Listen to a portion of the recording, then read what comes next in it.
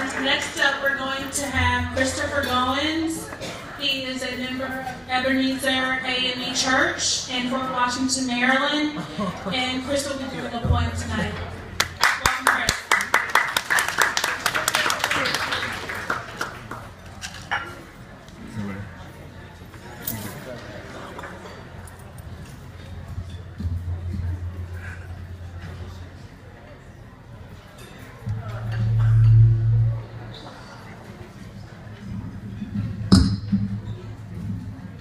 Said you better redo the entire.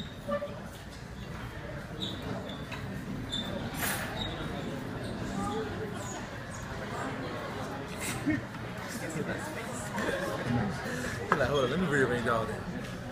Move the piano. My man said, look, I'm about to redo this.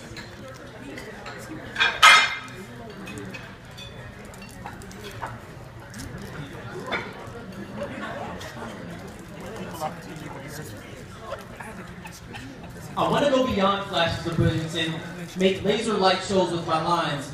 The point where my poetic... I want to go beyond flashes of brilliance and make laser light shows with my lines. The point where my philo-poetic tendencies turns casual nights into unforgettable memories like the 4th of July night sky. When was the first time you looked into your own eyes, met face to face with your own brilliance, and said, "Hey stranger, if you didn't look so handsome, I think you're my doppelganger." And that pathetic past makes the brilliant side of you run, so you begin a lifetime of chasing what you hope to become. I want to go beyond flashes of brilliance. It may take training in the wilderness. It may take training with my father as if we were about to prepare to take on the cosmos' most powerful villains. Hands cusped, a blue-white wave at my own wilderness. What's up, Fresh Fire? What's up? That was my first time doing that.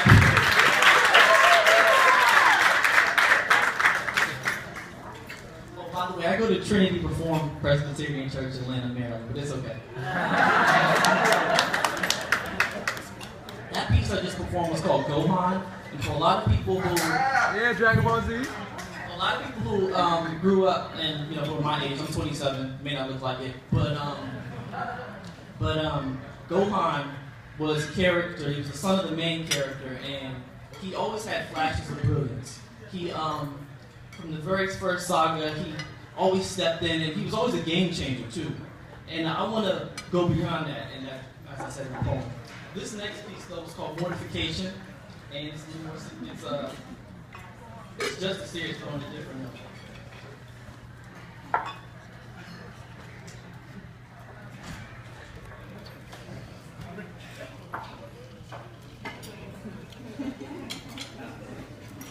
I am quiet and uninteresting, and what's worse is that for the first 24 years of my life, it was spent as a virgin. When conversations turn to sex, been called approved, but mutters under breath. I was adroit at avoiding passion, to avoid going spiritually adrift. But what I thought were gray areas, late night makeout sessions, lying on the couch together, you can see where this is headed, were red, and petty grasping sent me into sin. When it got to the point when I had to ask God how far I can go, then that probably might have been a sign that I was doing it wrong. And the Lord did not deliver me from the place that I wanted to leave. Human sorrow tore my heart, but godly sorrow was the key. Waiting for release from the very sin I embrace, antsy expectation and hope became commonplace. I never doubted God or his power to deliver. I read Mortification of Sin and learned of the many flesh-killing arrows in God's quiver, and of the self-placed traps that keeps us hindered. We mourn at flesh's funeral like a friend we never wanted to see go, confessing God with our lips, but keeping the sweet morsel of sin under our tongues.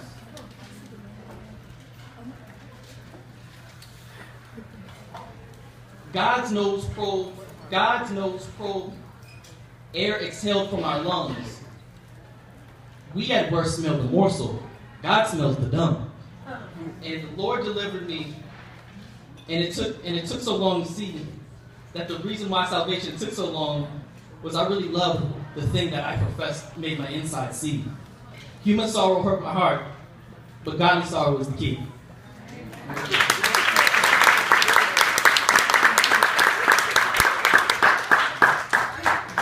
I didn't plan on doing it. Well, I sort of planned on it. The reason I'm wearing this shirt, I'm working on this poem called Chocolate Factory, and it is almost done. But I at least want y'all to get the preview of it. And you can follow me on Instagram. You can see my shirt. It's going to report. The report is because I'm a reporter. I'm an editor. I challenged people like Ben Bernanke, the former Federal Reserve Chairman, Hank Paulson, former Treasury Secretary. So I've been on Capitol Hill. But here's Chocolate Factory. Snippet. They used to snicker at my bars, but I had to stiffen my position and keep it 100 grand, as if I was in stiff competition with Mars. Working in the chocolate factory is hard, so you've got these corrupt corporate executives looking from afar, sitting in swivel chair mouths stuffed with cigar, putting pressure on our line managers and telling them to work harder to meet the quota. It's like they forgot their sense of nostalgia, that chocolatey aroma, and the passion that the craftsman puts into one little bar. But let me take you up to the boardroom. Against the walls, our backs are pressed. We're eavesdropping on the higher-ups, trying to hear the voice of the execs. It's a debate going on right now.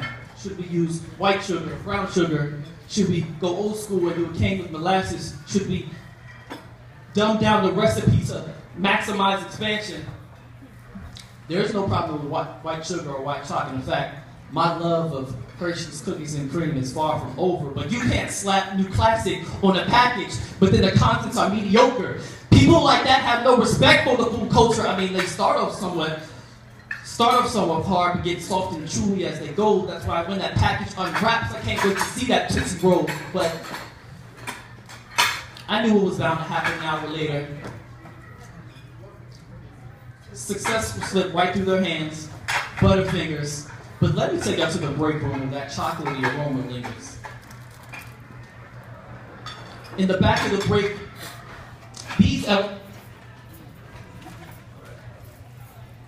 these break room hobnobbers were like everlasting gobstoppers, the way they would talk about and pontificate about the company's problems. In the back of the break room, it was the gummy godfather. He was the wise man. And his right hand was the idea man. He was like the young and industrious before he was famous Willy Wonka. I mean, you wouldn't imagine what they would say about their bosses. And when they got to talking, that's a snippet, y'all. Thank you.